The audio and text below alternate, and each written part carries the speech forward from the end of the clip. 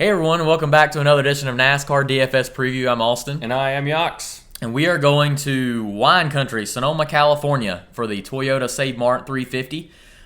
First time in a couple years we've been there, since 2019 actually. Yep. And leaving Charlotte Motor Speedway, so we're quite honestly going from coast to coast.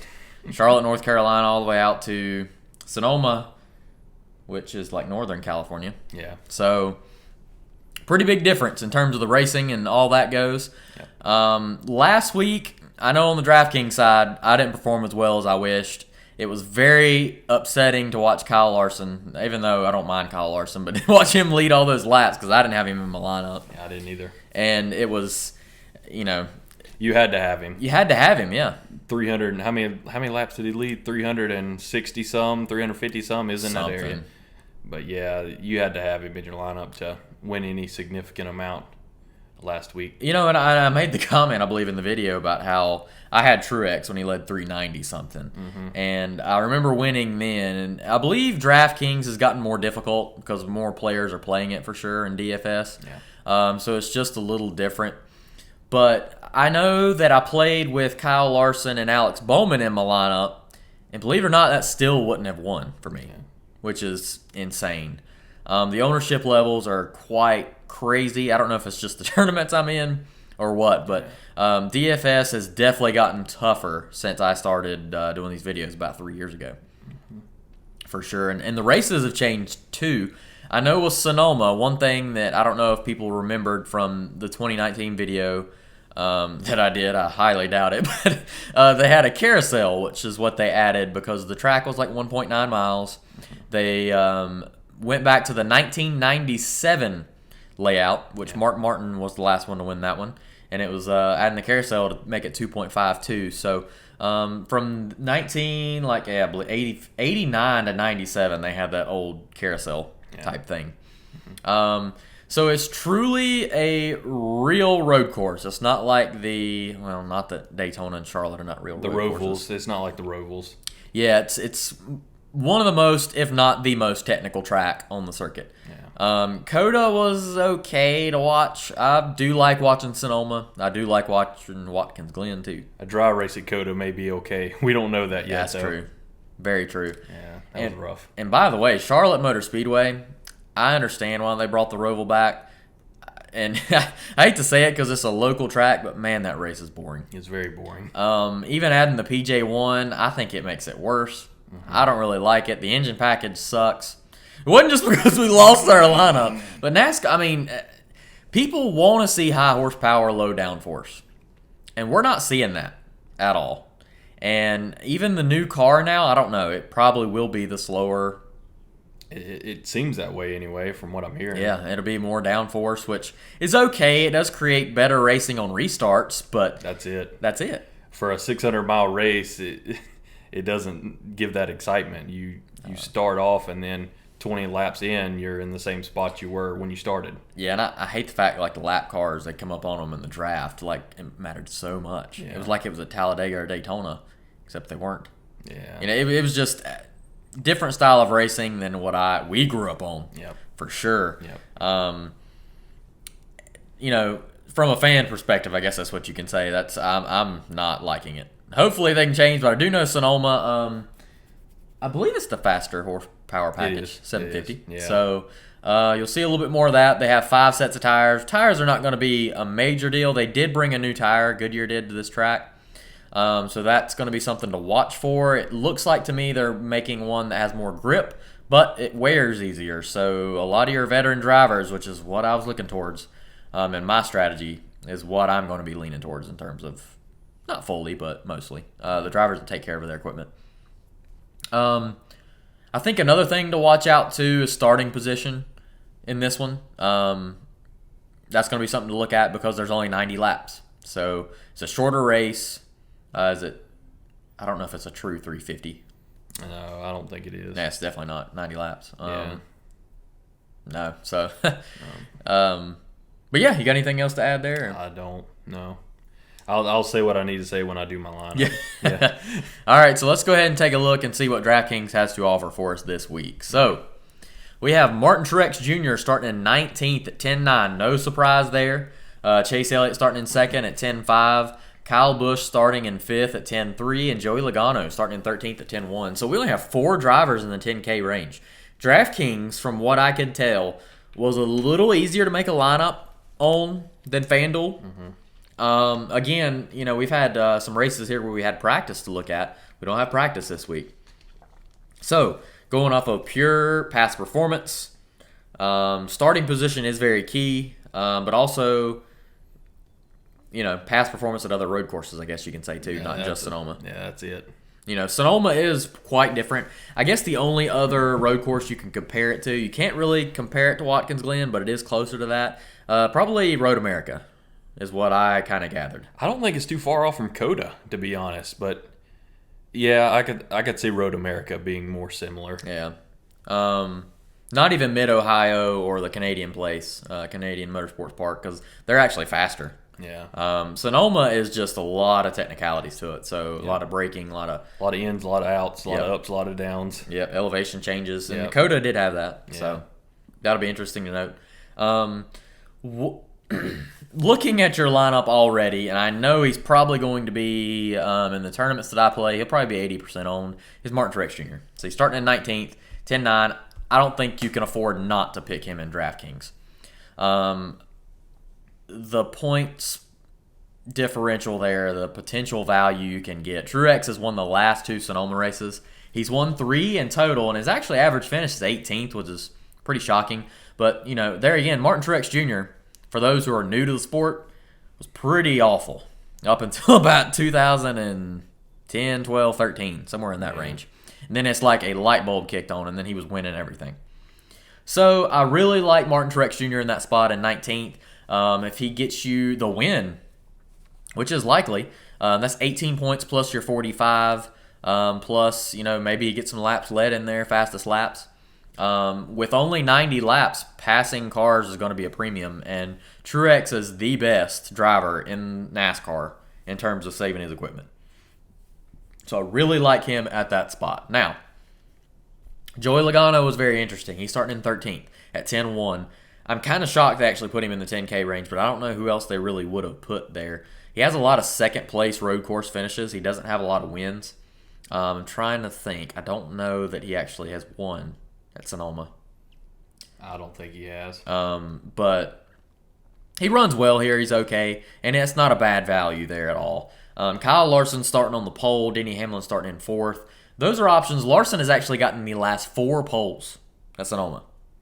Which, this one he didn't earn. I mean, well, he did earn, but, he didn't lay down the hot lap. But, that's pretty wild to think. You wouldn't think Larson is a road course driver at all.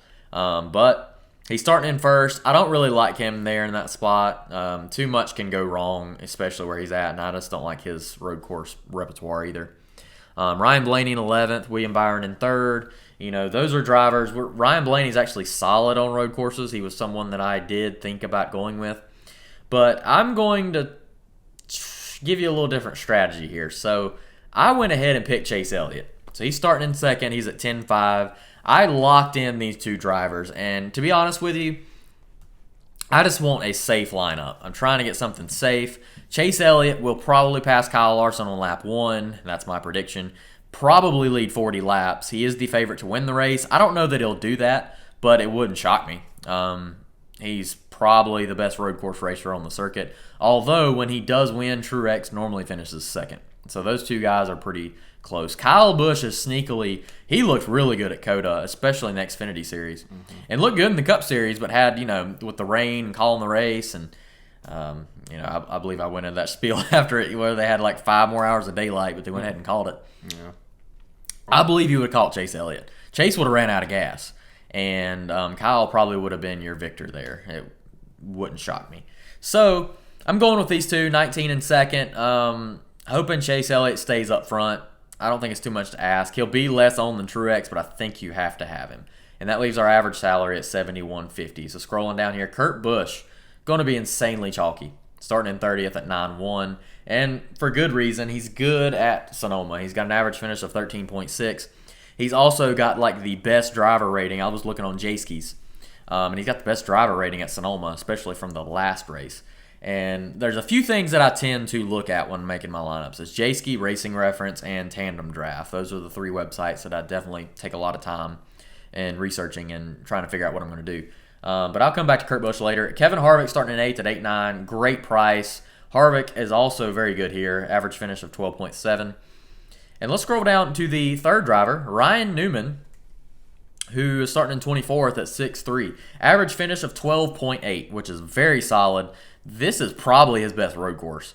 He was very good here in the 12 All-Tail car back with Penske years and years ago.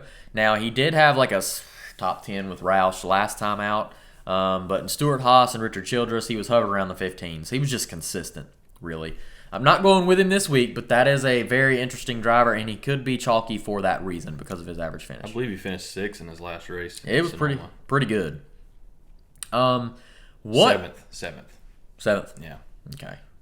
Yeah, but what I'm going to go ahead and do is I'm going to pull the trigger on Ross Chastain. So Ross Chastain starting in 29th at 7.7. So when I'm making my lineup, I'm thinking, I've already got Truex, I've got Chase, I've got to figure out where to cut money and save money at. And I knew Ross Chastain and Kurt Busch the day after the Coke 600, well, that night, really. Knew they were going to start towards the back end. Ross Chastain looked really good at COTA. He actually finished 4th at COTA. Could have won because I believe he had enough gas to keep going. He was a threat to win. He also qualified 2nd in the Bobby Dotter 07 car in the Xfinity race. Maybe Chastain's found something. And Ganassi with Kurt Busch, those guys, they got a pretty good wheelman group there. I really like Chastain at 7,700, and I just have a bad feeling, though, that a lot of other people do, too. By the way, this is probably going to be the chalkiest lineup I've ever made in my life. So, Ross Chastain starting in 7,700. Some other drivers to consider. Tyler Reddick starting in 10th at 8,000. A little pricey to me, but Reddick is okay at road courses. Eric Almarole is interesting. He's starting in 26th. He actually has back-to-back top 10s here.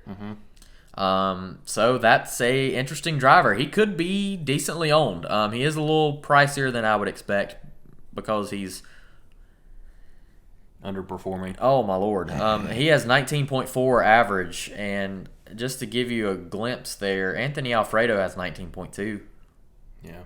I mean, the price difference is massive there from 79 to 58, I think a lot of people will consider him just because of his starting spot and his past history, and this could be a track that he could kind of get his mind off of those oval tracks that he's just been underperforming at. Imagine if Eric Almarole won this race. That would be crazy. That would shake the playoffs up. It would. I know Harvick and Hamlin, they got to get a win, I think, in order to lock it in.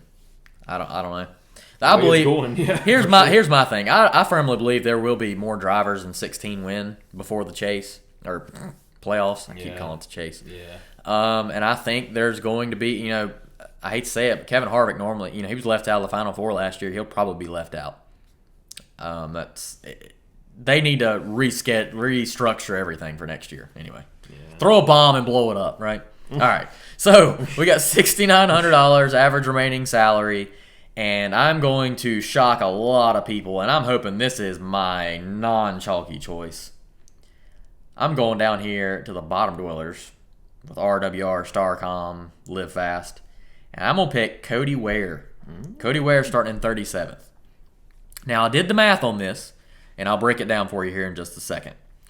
Cody Ware actually races in IMSA, or did race in IMSA.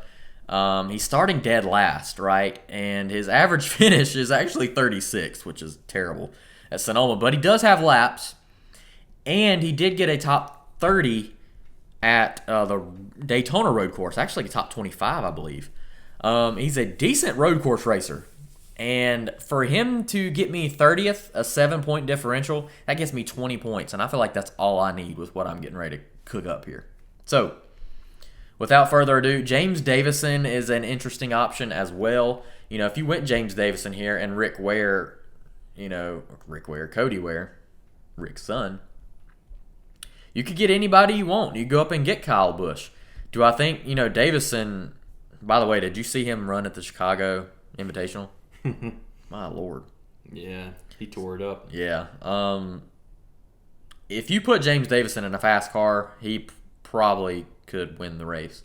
But I don't see it, especially at 32nd. He could get you a top 25, but that's asking a lot. And Cody Ware has 5 more points, so I'm going to fade him. And he's cheaper. Cody Ware finished 25th at Daytona. Which, if he gets me 25th, that's amazing pick. That's his best finish of the season. Yeah, probably all time. Yeah, it could be. Wise. Unless he did a restricted. I didn't look that far into it, but it's definitely the season. I do know that. So going with Cody Ware, we have 81.50 left, and guess what? I'm going back up, and I'm finding Kurt Busch. So I did the math on this. Kurt Busch, with Ross Chastain's ability to finish about 15th, right? So you have 14 points differential. That gets you about 30-some points. That's about 40-ish points. Cody Ware gets you 30th. That's 20. That's 60. Kurt Busch could easily get a top 15. Even if he gets 15th, that's 40-some points, right? Mm-hmm. So we're looking at 40, 80, 100 points roughly. But I do think Kurt Busch could actually get a top 10. That wouldn't be far-fetched at all. So I am going to go. I had Chris Buescher and Chase Briscoe, and I'm going to pull the trigger on Chase Briscoe. So Chase Briscoe got 6th at COTA. Kurt Busch, actually, I couldn't really go by. He does have an average finish of 13.6, like I mentioned. But Chase Briscoe looked really well at COTA. He actually has a pretty decent road course racing past. He is running the ARCA race on Saturday, which I kind of want to wait until that race to see how he performs. If he runs well, then it's a great pick. But I'm going to lock him in early because I firmly believe he could get a top 15. Now, it was really hard for me to pass up Chris Buescher because I think Chris Buescher starting in 12th could be an 8th place finish easy. He's been running amazing lately. And that would give me about 40-some points. But with Briscoe, it's 40-some points too if he gets a top 15. So, and I do believe Briscoe could get you a top 10. The car should be better, but judging from this year, it doesn't appear that way. But I'm going with Chase Briscoe, and this is my lineup right here. Truex, Elliot, Chastain, Ware, Busch, and Briscoe. If you were to do a different strategy, I had Truex and Chase Elliott already circled. If you wanted to go ahead, I think if you do that, you have to go with a Cody Ware. How about Ben Rhodes? He's starting his first race. Way in over his head. So, you go Cody Ware. You could go Chris Buescher at 7,200. I think you could go with Ross Chastain at 7,700. And I think you'd have to pull the trigger on, you could go Kevin Harvick. I think that would be okay. Or if you don't go Cody Ware in that spot, you actually can do that by going Chris Buescher at 7,200, Chase Briscoe at 6,900, or Priest at 68. You could go Suarez, and you could still get a Tyler Reddick. How about let's pull Briscoe out, and you go Priest, get you to Benedetto. That's a solid lineup. Very solid lineup. I think so. But if you pulled Priest out and maybe put in Ryan Newman, I'd probably pay up on the Benedetto, and then you could get... no, probably not, actually. The Benedetto does have a decent pass, so... Anyway, you have a lot of options you can play with here. But here's what we're rolling with. Truex and Chase Elliott going with the Dominator points. Truex with the point total. Hopefully he'll be our number 1 point getter. Chase Elliott there. If you want to fade Truex, you could go Kurt Busch. But I'm still going Kurt Busch. And then Ross Chastain at 7,700. How about put Chris Buescher? Chase Briscoe at 69. And then rounding out our lineup is Cody Ware. So God bless us on this one. All right, hand over to Fanduel. I had such a tough time picking a lineup this week. For one, the completed laps deal is going to be basically meaningless this week because, and I'll explain, because everybody pretty much is going to finish on the lead lap. They don't get lapped at road courses that often unless there's trouble, of course. Not really, yeah. It doesn't happen. So if you're finishing the race, you're more than likely going to complete all the laps. There were so many opportunities to go with in FanDuel this week. It was just so tough to pick a lineup. Last week, there were 6 Tier 1 above 12,000 drivers last week. There's only 5 this week. And I feel like you need to get at least one if you can help it, if you can do it, get 2 definitely. And I think we can do that this week. We're just going to get one guy right off the bat, Chase Elliott. Chase Elliott, like Austin said, he is the top of the top in the road course racing. He's starting in second. I feel like he's going to be. I think he's going to be leading lap 2. Yeah. I think he's going to be leading lap 2, and I think he's going to be leading a lot more after that, unless. Yeah, forbid trouble, God forbid trouble that happens to his car. 17.5 average in his 4 races at Sonoma. Not great. But the thing about considering him, in his last race, he didn't finish. I think he had some engine trouble or something. Yep. But he was running well. Yep, led a couple laps too. He led 3 laps, if I'm not mistaken. But yeah, he had engine trouble, and that brought that average down. So you're looking at more of like a, if he finished that race, it would have probably been like a, I want to say 8 or 9 average finish in the last 4. But like I was saying earlier, he is the best of the best at road courses. He's ran 14 career road courses in the Cup Series. He has 6 wins. That's amazing. He has 6 wins in 14 road course races. And going back to what I said earlier, when he's running at the finish of road courses, 7.1 average finish in his career. So he's just money. He's just money at road courses in general. And I think most of your lineups in Fanduel and DraftKings are going to be either or with Chase Elliott and Martin Truex Jr., and Austin went with both of them. So that's an interesting thing. And I played around with that on FanDuel, and there's a lot of things you can do with your lineup this week, and it makes it really tough. But we're not going to go with Truex. I hate that we're not going to go with Truex because he's the winner of the last 2 at Sonoma. And he's just – if Elliott's the top of the top, Truex is right there. He's right below him. And I really wanted to include him in my lineup this week, but I think I found a better strategy. We're going to move down a little bit. We'll just go all the way down to the bottom. And these guys, you can consider them this week. In the last few weeks I've been saying don't really consider these guys, but you can consider these guys this week. Austin went with Cody Ware, and I actually considered Cody Ware this week. Seriously considered him? Not really. But he's had good history, I believe, in the Xfinity series. He's had history somewhere, and he finished like within the top 10. Maybe I'm thinking of another driver, but he's not done bad at the road courses he's been at, if I remember right. I mean, he got a top 10 at the Roval in the Xfinity series. That's what I was thinking. Got 7th. James Davison, he's another road course kind of guy. Starting in 32nd, I think you can take a gamble on him. If you're really feeling lucky, I think you could maybe take a gamble on Ben Rhodes, but I didn't feel that lucky. I didn't feel that lucky, but 2,000 there you got a lot to work with if you go with a guy like him and you think, hey, he may finish top 25. That may be all you need. And with some of these guys, that's all you'll need, just a top 25 finish if you can get the right guys that are towards the top. But we're not going to go with these low tier guys, the lowest tier guys. We're not going to move too far though. Cody Ware was the 3,000 cutoff, and we're going to choose one of these guys from this range right here that you're seeing. Looking at the past results this season, I considered Ryan Preece because he has a top 10 at Daytona.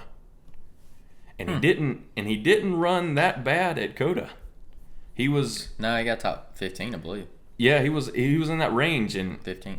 I think he could be a valuable pick this week, but we decided not to go with him. Also considered Anthony Alfredo, and kind of like Preece, he didn't get a top 10, but May 23rd was COTA. He finished 18th.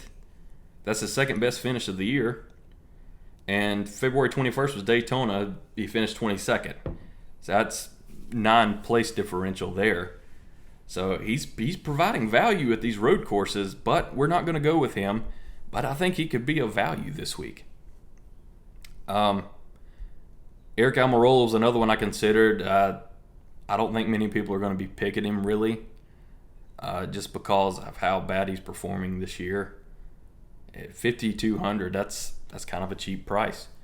But Austin mentioned this guy earlier, and this is who we're going to go with. Ryan Newman.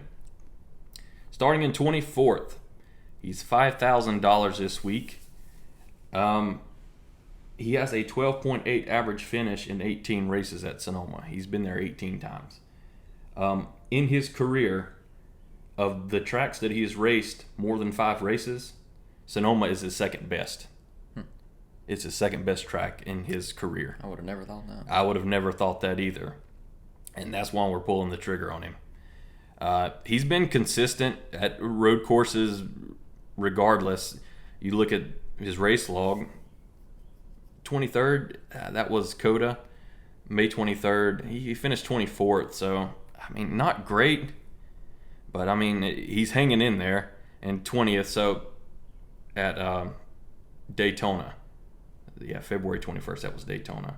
So not this year so much, but in Sonoma's history, he's ran pretty well here, and it's his second best track in his career. That says a lot because he's had a good career. He's had a good career. Very solid. And I think he's going to be very valuable. I don't think a lot of people's going to pick him. I think unless they just do extensive research, I don't think they're going to be picking. They're going to overlook a guy like Ryan Newman. I feel like a lot of guys. So I think he could be beneficial for your lineup this week. We're going to move up. Eric Jones has a good history at road courses. Didn't go with him this week. If he were starting in, I say mid-20 range, I say pull the trigger on him. But 18th, that's just, I feel like he could finish in that range. Daniel Suarez, I think a lot of people are going to be picking Daniel Suarez, but the truth is about Daniel Suarez, he's really only good at Watkins Glen. I was looking at his other tracks, and he's not great at road courses. But, I mean, he can run them. I mean, as evidence from Watkins Glen shows, he's good at Watkins Glen. 16th that's a big spot to overcome and get a lot of value there. I will say you can tell the lowest owned driver in all this week will be Austin Dillon. I would imagine. Very likely. I say very likely. Starting in 6th. But he's cheap. And the thing about Fanduel, I mean, finishing position is going to matter the most of anything. But who can climb up to the top is going to be valuable, very valuable. Lead laps aren't going to mean a whole lot because as I was doing my research, actually, Martin Truex, I don't remember which race it was, if it was last year or the year before, he led most of the race. And he was the leader, but not by a lot. It was like by 1 point. It wasn't much. So your guys that are just going to be finishing well and maybe climbing 10, 15 spots are going to be your more valuable guys over the guys that are leading 50 laps, 60 laps. So that's what I found kind of with my research over the last couple years at Sonoma. Ross Chastain, I considered him 29th. That's hard to disregard. He didn't have a great history at road courses, but he's like Austin said, he's turning around this season. He's been running well as of late. Chris Buescher starting 12th, considered him as well, just because of the starting spot, and I think he can hang around there. But we didn't pick him because, well, as valuable as that 12th starting spot is, it could be even less valuable just because it's in the 12th starting spot. Because he's got that many more spots to go down if something goes wrong. Chase Briscoe, I had him penciled in early on today, but I took him out of my lineup. I think he's going to be very valuable this week. And he has a good history at road courses in the Xfinity Series and the Truck Series, if I'm not mistaken. We're going to move up, though. Let's see. Cut off at Buescher, I'd say. Yeah. Our next driver we're going to take is at 9,000, Christopher Bale. I hope a lot of people kind of forget that he won the Daytona race. I know. I kind of feel like they won't, but then again, I kind of feel like they could. I don't know. This is. Were you going to say something? No. Oh, this is his first time at Sonoma. As far as I know, this is his first time ever racing at Sonoma because they didn't race there in the Xfinity Series, and I don't think he's ever been there as far as any kind of racing is concerned. And like I mentioned earlier, he won at Daytona Road Course earlier this year, and he looked great. He passed Logano late in the race, and I think he's like silently one of the better road course drivers in the field. It's possible, yeah. In his 9 Xfinity Series races at road courses, he has 5 top 10s, 4 top 5s. So I think that proves how good he is at these road courses. And $9,000, that's cheap, and especially considering the fact he's starting in 20th. I think top 5's definitely not out of the reach, even though he's never seen this track, as far as I know. We'll hang on right here. Michael McDowell could be an interesting pick for a lot of people, but 8,000 I think is a little steep for him. He's starting in 21st. He could remain where he is. He could fall back. He could go up a little bit. It's hard to tell about him, but he's actually been pretty valuable this year. The Daytona 500 winner has been pretty valuable this year. Kurt Busch, I think a lot of people are going to be picking him, but I think like in DraftKings, it's going to be hard not to pick him. But in Fanduel, I think you can avoid it a little more with what you can cook up with a lot of these potential lineups. Brad Keselowski's not awesome at road courses. As far as I know, he's never won a road course. He's always run okay at road courses, but he's just not great. But our next driver is going to be among this list. We're going to move up a little bit, though. It's going to be among this list. Next driver off the board is going to be Alex Bowman. Wow. I didn't go chalk strategy this week. I feel like Clearly. I didn't. Yeah. I think I'm going for the top prize this week. 9,500. He's starting in 7th. Those Hendrick cars, there's something cooking over there. They're just running too well, and I think you got to take advantage of that. He's starting in the 7th spot this week. 20.8 average finish in 4 races at Sonoma. Not good. Not really good, but it's going to be the reason why I picked him is gonna factor down to what have you done for me lately.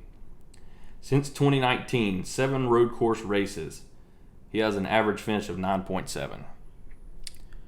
What have you done for me lately? He's averaging a top 10 at road courses. Yeah. So 9,500 at that number. He's starting in 7th. He could hang in there. That's all I'm asking. And if he can lead laps, good for him. I think he could. I'm not banking on it, but I think he could. All I'm banking on is him finishing within the top 10, preferably within the top 7. This year at road courses, 8th and 10th. So that kind of proves he's just running consistently in the top 10 of these road courses. And that's what I wanted to factor into my lineup this week. Just consistency at road courses. We're going to move up a little bit, and I'm going to show you what I have. I have 12,000 left, and there's your cutoff line. Are we going to spend it all? Probably. Yes, we are. Yeah. Yes, we are. I said last week that I'm just going to keep picking Denny Hamlin until he wins. He could do it. I think he can definitely do it. He's pretty good. Basically at every road course. He's pretty good basically anywhere on the circuit. Yeah. But 5.3 average finish in his last 4 at Sonoma. Totally missed that one. He doesn't have a great career average at Sonoma. But as of late, he has a 5.3. Led the last 4 at least, I see. Yeah. And the same stat with Alex Bowman. In the last 7 road courses since 2019, he has an 8.7 average finish. So, Denny Hamlin is the 5th highest price guy this week, and I'm just going to take advantage of that because he's been the most valuable driver in fantasy, daily fantasy, all year long. I think that's the same case in DraftKings too. He's definitely been in Fanduel. Larson's not too far behind, but he's still the most valuable. And there's a lot of potential things you could do here, and I'm gonna kind of do what AustYn did.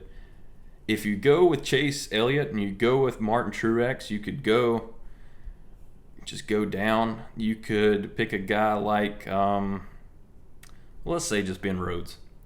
Let's go with Ben Rhodes. You have $97.50 left over to spend. You could go high-low. You could go Ryan Preece. You could pick anybody. You could pick Kyle Busch. You could pick Kyle Larson. You could pick Denny Hamlin. You could pick any of them. Or you could pick Logano. I think he'll have a lot of value. And you can pick Kurt Busch. There's a lot of ways you could go with this. Yeah. And Kurt Busch, another interesting fact, rumor, I don't know if you've heard it, about him, 23-11 possibly open up another team. He's rumored to be the front runner of that new opening. So I did see that. That could be interesting. Or you could go someone like Chase Briscoe. And then you could get Denny Hamlin. I mean, you could do a lot of things. Ways, you could do a lot of things, and it was really tough to make a lineup this week. But we're going to clean it up. It was just so tough to pick a lineup. I can't stress to you how tough it was. I keep saying it, but I can't stress to you how tough it was. Chase Elliott, he's top of the top in road courses, winner of 6 of his 14 career road course races. That's pure domination. Denny Hamlin, what have you done for me lately? He's been really solid at road courses as of late. 5.3 in his last 4 at Sonoma, and 8.7 in his last road courses in total. In his last 7, he's just good here. And I may not pick him every until he gets a win, but I kind of got a feeling that I will, as long as that FanDuel keeps giving me these layups here at 12,000. That's just too good of a price for me to pass up on him, I feel like. And I'm going to keep doing it. Alex Bowman, 9,500. Sneakily, one of the best road course racers in the field. I think he goes under the radar a lot of times at a lot of tracks, and I feel like a lot of times I pick Alex Bowman and he doesn't perform for me. But hopefully this is not the case this week. And Christopher Bale, winner of the Daytona road course this year. He has 5 top 10s in his 9 Xfinity Series races, 4 top 5s in that span as well. First time at Sonoma, that's going to be interesting to see how he reacts to that. Starting in 20th spot, I think that's a really good value for him at 9,000. And we're going to go all the way down to our cutoff line at 5,000, and it's going to be Ryan Newman. Sneakily, one of the best at Sonoma. This is his second best track in his career. Granted that he's raced there for more than 5 races. So that's an interesting thing to look out for. Starting in 24th, I think he can get you. I think he can get you a top 15. Don't rule out a top 10. I think it can happen. So that's what we're rolling out for you this week on FanDuel. And while Yachts was doing the FanDuel lineups, I was actually just playing with lineups on DraftKings. This was tough. I know tough. I did my lineup pretty fast, and then once he started talking, it got me thinking, like, you can go so many ways. Mm-hmm. By the way, who is your pick to be the most owned in FanDuel this week? It's definitely down between Chase Elliott and Martin Truex. I think you said for FanDuel. Yep. I think people are going to side with Truex in that $500. Yeah. I was going to say, kind of for the next video. I kind of wanted to see if we were right there in ownership predictions. I think Truex is going to be the highest. Well, he gives you more value at that 19th starting spot. So, yeah. It'll be him or Kurt Busch, but I just don't see it. And to me, if you don't pick Truex, you have to have Kurt Busch in your lineup. Mm-hmm. Like, it's a thing where you take away that top point total and then give it back with Kurt or something like that. A lot of good picks. And I'm going to be honest with you, I actually feel a little better now about my Cody tire wear pick. Hopefully he'll have great tire wear. I hope so. And he comes away with a top 25. That'd be awesome. And I do feel a little better about that, but, man, it's a risky one. Yeah. So, yeah, if you like what you see here, subscribe to our YouTube channel, The Sports Chief. Also, hit the bell notification, lets you know when our videos go live. They typically go up around Saturday. So, I'm just trying to think here. Also, follow us on Twitter at The Sports Chief and on Instagram as well. We have both of those social media outlets. Covering a lot of things there. How about we're in June right now, and we're almost at the. Are we at the halfway point in NASCAR? We're pretty close. Yeah, pretty close. Yep, and we got Nashville next week. It'll be a couple weeks, I think. Well, it's usually around the last week of June. That's usually the halfway cutoff point. Yep. So anyway, best of luck to you making your lineup. I think you'll have a lot of fun doing this, but it's also stressful because you got to pull the trigger on the right one. So. Best of luck to you at Sonoma, Toyota Save Mart 350, and have a good weekend. Thank you.